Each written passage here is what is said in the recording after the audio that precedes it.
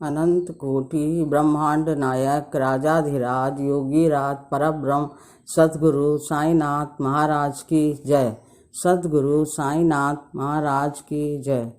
मैं अपने समस्त साईं परिवार का आभार प्रकट करती हूँ तथा सभी से प्रार्थना करती हूँ कि आप सब आइए हम सब मिलकर अपने उन सभी स्नेही प्रियजनों की आत्मा की शांति के लिए प्रार्थना करें जो इस महामारी में हम सबसे बिछुड़ गए, तथा बाबा से प्रार्थना करें कि वे उन्हें अपने चरणों में स्थान दें एवं दुखी परिवार को इस दुख को सहने की शक्ति दें।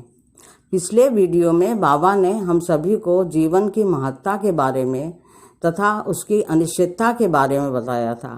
अतः मैंने आप सबसे वादा किया था कि मैं सबके लिए निरंतर प्रार्थना करती रहूँगी, और इस दौरान अगर मेरा अंतिम समय आ भी गया, जैसा कि बाबा ने कहा है कि मृत्यु का कोई समय नहीं रह गया है, तो अगर ऐसा हुआ तो मुझे दो फायदे होंगे।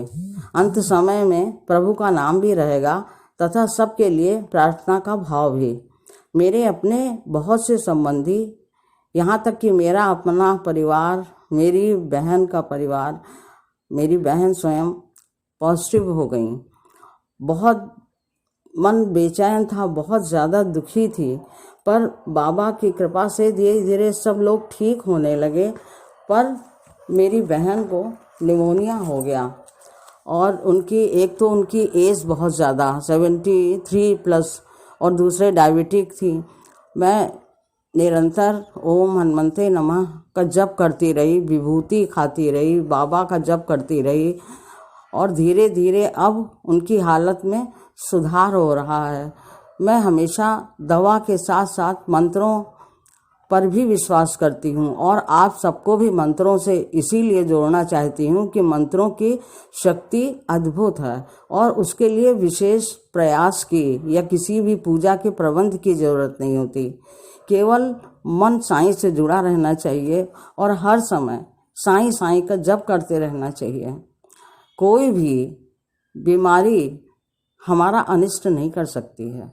अब तो मेरी बाबा से यही प्रार्थना है कि जो वेंटिलेटर पर हैं प्रभु उन्हें जीवनी दें, और जो स्वस्थ हैं वो कभी बीमार न पड़ें, और जो अस्वस्थ हैं वो शीघ्र ही स्वस्थ हो जाएं और उनको नई ऊर्जा मिल जाए।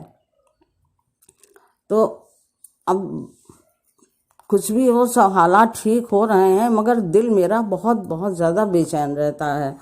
कब नींद नहीं आती है, बहुत कम नींद आती है और 4 बजे खुल जाती है, और उसके बाद अर्ध निद्रावस्था में बाबा मुझे जो भी संदेश देते हैं वो मैं आप तक पहुंचाने का प्रयास करती हूं, और ये तब से चला आ रहा है जब से मैं आप सब से जुड़ी हूँ। सुबह जगती हूँ तो भी साईं मंत्र से, यही साईं के नाम से ही शुरुआत होती है, और रात तक बस एक ही बात मेरे दिमाग में घूमती रहती कि हे प्रभु ऐसा करो अब सबके दुख दूर हो जाएं। अब देखा नहीं जाता है, ये दुर्दशा लोगों की जो हो रही है वो बर्दाश्त नहीं होती है। लोगों का अनायास चला जाना ये समझ नहीं आता है। तो मैं ऐसे ही विचारों में डूबी हुई थी और सो गई। जब मैं सुबह करीब 4 बजे मेरी नींद खुली तो मैंने, ये 10 मई की सुबह थी, और मैंने सपने में देखा कि बाबा बहुत सी दवाइयाँ लेकर अपने भक्तों के पास जा रहे हैं, उन्हें प्यार कर रहे हैं, और स्पष्ट मैं सुन रही हूँ कि बाबा उनसे कह रहे हैं अब घबराने की कोई बात नहीं है, मैं आ गया हूँ, सब कुछ ठीक हो जाएगा। और दूसरे दिन 11 तारीख को भी मैंने यही स्वप्न दोहराया। सपने में लगता बाबा फिर अपना स्वप्न पूरा कर रहे थे, और वो भिक्षा पात्र में इस बार मुझसे पानी मांग रहे थे, और जब पानी लेकर वापस मुड़कर चले जाते हैं और वहाँ जाते हैं जहाँ बहुत से लोग लेटे हुए हैं वहाँ। तो अब मैंने सोचा कि ये मेरा भ्रम है। मैंने विश्वास नहीं किया, क्योंकि मैं इन हृदय विदारक घटनाओं से बहुत ज़्यादा आहत हो गई थी। मुझे लगा ये मेरा मानसिक तनाव है, या हो सकता है मानसिक विकार हो, मैं अपने ये लग रहा था कि मैं मनोरोगी हो गई हूँ अंदर से, इतना ज़्यादा मुझे लग रहा था। हर तरफ हर मेरी कल्पना में ऐसा लगता था मानो कुछ गलत हो रहा है। तो मैंने सोचा कि अगर बाबा ने ये 2 बार ऐसी बात कही है तो हो सकता है कि सच्चा संदेश ही हो उनका। और मैंने न जाने क्या सोच के दिन और दिनांक सहित ये अनुभव अपनी डायरी में लिख लिया, अपनी स्वयं की परीक्षा लेने के लिए, ये जानने के लिए कि यह मेरी कल्पना थी या बाबा का संदेश था। और संयोग देखिए कि 10 और 11 मई से निरंतर ही संक्रमितों की संख्या घटने लगी, रिकवरी ज़्यादा होने लगी। और पर मैं अपने विश्वास को और दृढ़ करने के लिए पूरे 1 महीने बाद इसको अपलोड कर रही हूँ। और क्योंकि मुझे ऐसा लगा कि बाबा जो कुछ कहते हैं वो सच ही कहते हैं, मैं ही इसे नकारने का प्रयत्न करती हूँ। पर बाबा ने अब तक कोई भी बात गलत नहीं कही। बस दृढ़ विश्वास और श्रद्धा रखना बहुत ज़रूरी है। मिलकर प्रार्थना करते हैं कि यह महामारी जड़ से समाप्त हो, हम सब शीघ्र ही इस पर विजय प्राप्त करें। सबकी मंगल कामना के साथ अपनी बात समाप्त करती हूँ। कहना बहुत है, बाबा ने बहुत कुछ बताया है, पर स्वास्थ्य और ज़िंदगी साथ नहीं दे रही है। अगर साथ दिया तो अवश्य बताऊंगी।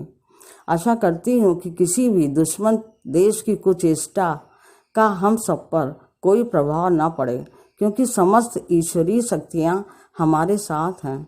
बाबा से प्रार्थना है कि वो हर विपत्ति में हम सबकी रक्षा करे और हर आने वाली विपत्ति से हमें सावधान करे। क्षमा और सागर, क्षमा के और करुणा के सागर सतगुरु साईनाथ हम सब पर कृपा करें। ओम साई राम। सतगुरु साईनाथाय नमः। एक बात और कहना चाहती हूँ, इस बार बाबा जो मैसेज दे रहे हैं वो बहुत ही रहस्य, रोमांचकारी, अविश्वसनीय है, किंतु सत्य घटना है।